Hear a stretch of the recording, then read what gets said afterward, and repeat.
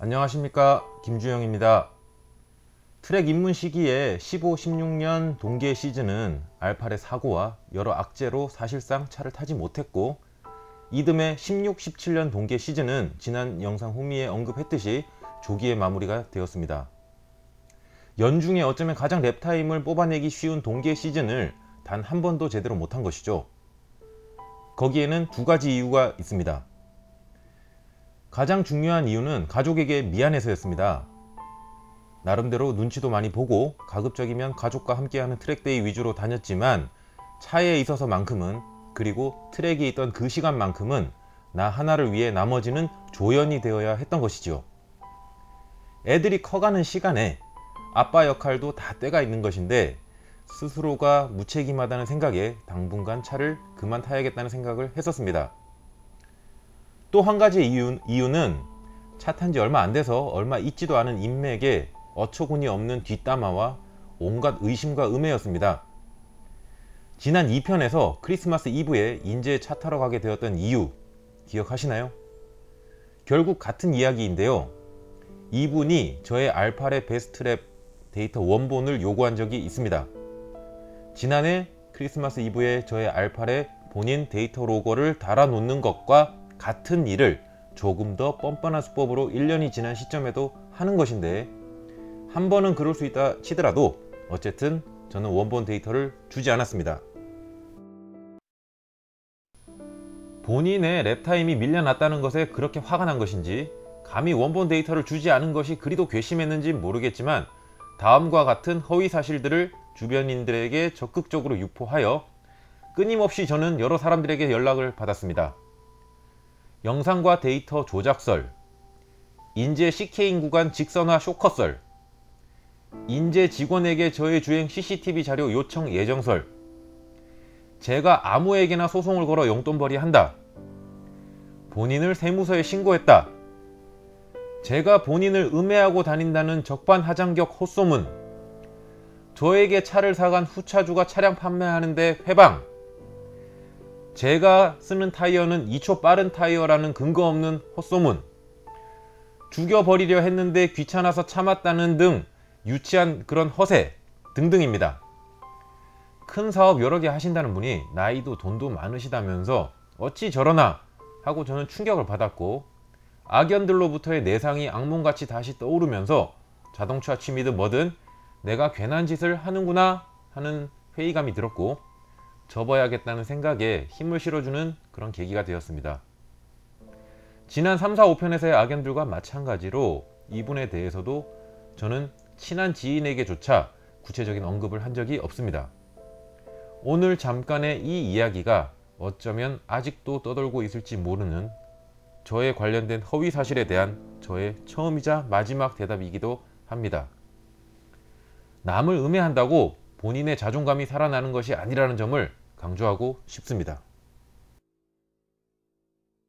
그래서 2017년 1월부터 순차적으로 이때 소유하고 있던 4대의 차량을 단기간에 모두 처분하게 되었습니다. 그래도 그간의 희로애락을 함께했던 친구 같은 존재들이었는데 막상 떠난다 하니 섭섭해서 영하 10도의 강추위에 오픈 에어링으로 피날레 주행을 하기도 했고, 눈길 와인딩도 타보고 마지막까지 잊을 수 없는 추억을 쌓고 떠나보냈습니다. 와이프가 편한 세단 한 대와 SUV 한 대 있으면 좋겠다고 하여 세단 중 제일 크고 편하다는 놈 하나, 그리고 도저히 디젤 SUV는 못하겠다 싶어서 그래도 배기음이라도 우렁찬 SUV 한 대, 이렇게 총 2대의 차를 새로운 카라이프의 의미로 구입을 했습니다. 새로운 카라이프라는 것이 2.5톤에 육박하는 거구들과의 동거라면 동거인데요. 이렇게 저의 트랙 주행 취미는 다듬어지지 않은 흥분과 열정으로 슬프게 시작하여 혼자이고 싶었던 시간마저도 뜻대로 되지 않고 슬프게 전반부를 마무리하게 됩니다. 그렇게 2017년은 시작이 되었고, 이 2017년은 40년 인생 동안 국내 해외 할 것 없이 가족여행을 가장 많이 다녔던 한 해이기도 했습니다.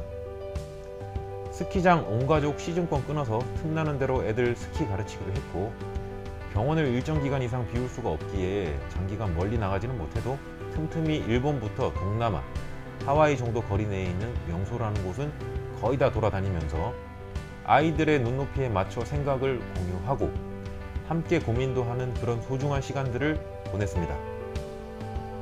그렇게 좋아하는 애들을 보면서 그간에 차 타기 위한 부색 맞추기로 가정에 봉사한다는 그런 말도 안 되는 명분을 만들어 억지 가장 행세했던 것이 부끄럽기도 했습니다. 그러던 중 딸들이 카트의 재미를 느끼게 되었고, 특히 초등학교 1학년 첫째 딸은 카트뿐만 아니라 지나가다 시뮬레이터를 보면 그냥 지나치는 일이 없었지요. 저를 닮아서 운전 자체에 엄청난 흥미를 갖고 있고, 성격 급한 것도 저를 꼭 닮아서 그 돌리기 힘든 레저 카트도 맨날 스핀입니다. 상대가 아빠든 남이든 눈앞에 보이면 추월해야 하는 그런 아이입니다. 아직도 운전에 대한 흥미는 여전하고, 시뮬에 소질 없는 저보다도 어떤 면에서는 이 녀석이 더 나은 부분도 있습니다.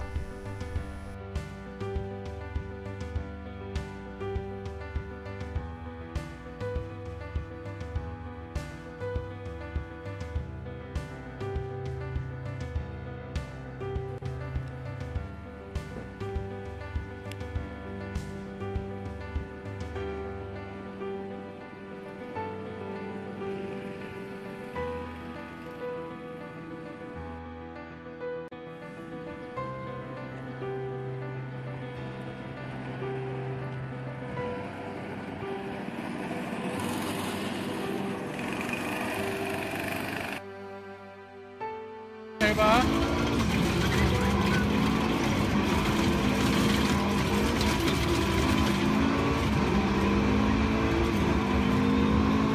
브레이크. 다시 악셀.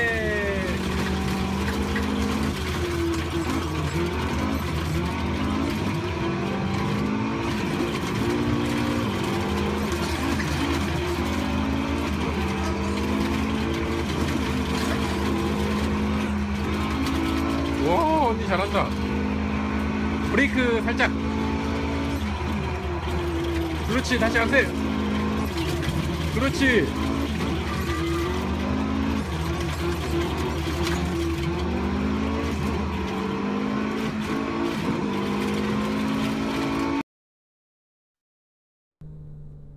이렇게 대부분의 여가 시간을 가족과 함께 보내는 중에도 가끔 있는 동호회 트랙데이 행사나 여러 지인들이 함께 가는 트랙데이가 있으면 동행해서 직접 운전대를 잡기도 했고, 조수석에 동승하기도 하면서 소소하게 운전 알려주며 2차 전차 겪어보는 그런 것도 하나의 재미였습니다. 그리고 그렇게 즐기는 친구들을 많이 부러워하기도 했었습니다. 현재 보고 계신 차가 포르쉐 까레라 S입니다. 차주를 조수석에 태우고 기본적인 운전에 대해 알려주며 그런 개념으로 주행을 하면 차가 어떤 움직임을 보이는지 직접 보여주는 그런 모습입니다. 이어서 페라리 488 GTB, 포르쉐 GT3 RS, 포르쉐 박스터 S, 카마로 SS 순서로 제가 직접 운전하며 차주에게 알려주는 영상이 이어지겠습니다. 부분 편집해서 올릴까 하다가 그냥 각기 다른 차 움직임 한번 비교해 보시라고 한 랩씩 연달아 올려드립니다. 어차피 얼라이먼트나 공기압 세팅도 정보가 없는 그런 남의 차들이라 한계 성능을 알 수는 없었지만, 본의 아니게 제가 여러 회사 다양한 차종들의 특수성과 공통적으로 지켜야 하는 운전의 원칙 등 운전의 기본에 대해 많은 공부를 하게 된 기회와 시간이었습니다.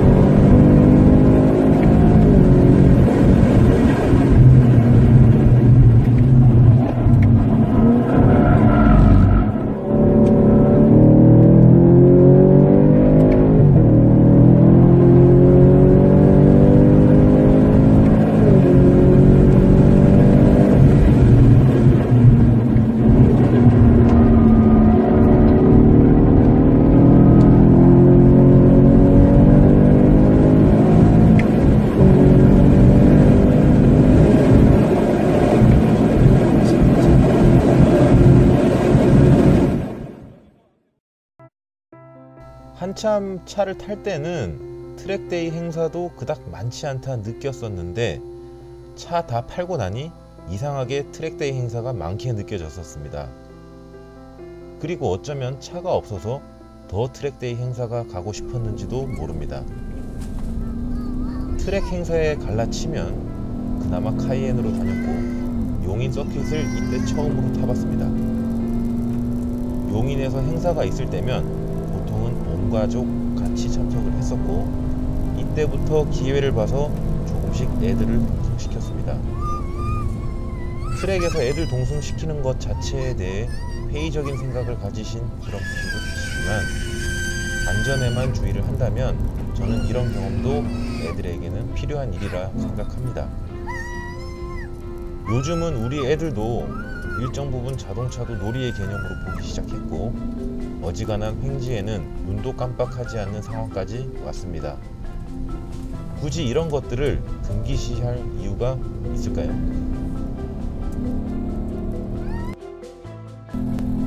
이런 무겁고 부담스러운 차로 트랙을 탄다는 것은 상상도 못했던 일이었는데 한번 타보기가 어렵지 심각한 문제가 생기지 않는 한 한 번만 타고 끝낼 수는 없는 문제였죠. 무더운 여름날 로우 그립 타이어를 끼고 인제 스피디움에서 저도 모르게 온 산천지를 스키드음으로 도배를 하며 2.5톤의 카이엔 GTS를 조지고 있는 저 스스로를 보면서 참 너라는 놈도 노답이다 생각을 했었습니다. 무게중심이 높은 차, 무거운 차의 움직임을 상상했던 것과 비교도 해보고 생각보다는 무겁고 높은 차의 좋은 움직임에 감탄을 하기도 했었고 같이 간 친구들과 랩타임 내기를 하고 내기에 져서 10인분이 넘는 소고기를 쏘기도 했었습니다. 차종이 문제가 아니라 차를 탈 수 있음에 감사하고 또 차를 타는 것 자체가 즐거움이었습니다. 그런데 이런 무거운 SUV로 더 타다가는 차도 저도 끝장나겠다 싶어서 다시 트랙을 타기에 적합한 차에 대해 상상을 시작했었습니다. 또 가장 그리고 아빠의 책임감이 꼭 트랙 타는 차를 구입하지 않는 것을 의미하지는 않는다고 스스로의 합리화도 시작이 되었습니다. 이때 반년 이상 공백기 동안 저에게 핸들을 내어주었던 친구들 덕분에 갖고 싶은 차가 주관식이 아닌 객관식 문제로 바뀌어 있었습니다.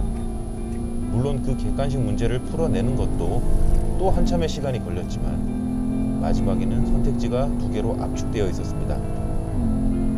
무게가 무거운 것이 흠이지만 가성비 좋고 생각보다 안정적이고 컨트롤 쉽고 또 빠른 미국차 카마로 SS와 근래에 타본 차들 중 가장 가성비 나빠 보이고 가장 어려운 포르쉐 GT3 RS였습니다. 그 둘 중 결국 저는 후자를 선택했습니다.